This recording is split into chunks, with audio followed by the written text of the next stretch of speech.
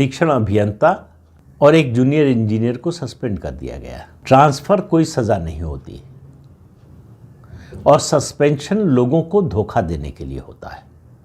ज़्यादातर मामलों में 99% मामलों में कुछ दिन में वो सस्पेंशन हट जाता है, फिर से उसकी तैनाती हो जाती है।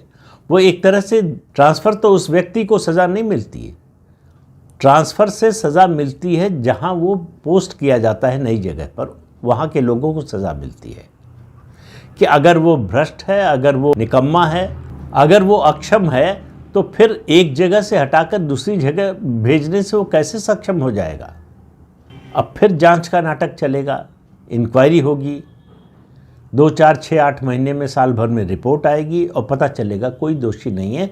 दोषी वही लोग हैं जिन्होंने वो पानी पिया गंदा।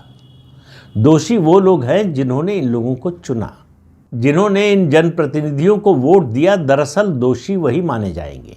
इन लोगों से सवाल पूछने वाला कोई नहीं है। आखिर सवाल ये है कि अगर 15 लोग मर गए तो कोई एफआईआर किसी के खिलाफ क्यों नहीं दर्ज हुई?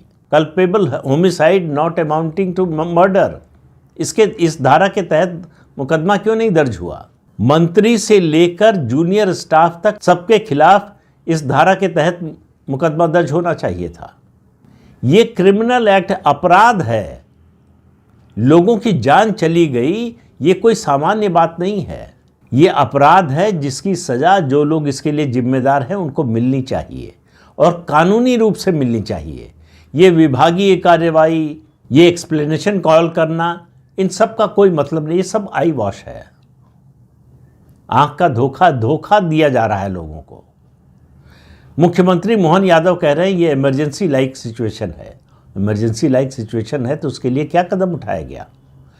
पहला कदम तो यही होना चाहिए कि जिन लोगों के पास शिकायत गई थी उन सब के खिलाफ क्रिमिनल केस दर्ज होना चाहिए था। लेकिन सवाल ये है कि फिर जवाबदेही का स्तर बढ़ता जाएगा, कहाँ जाकर रुकेगा किसी को मालूम नहीं। तो ऐसे में राजनीति और प्रशासन का तरीका ये होता है, किसी को दोषी मत बताओ, सब बच जाएंगे।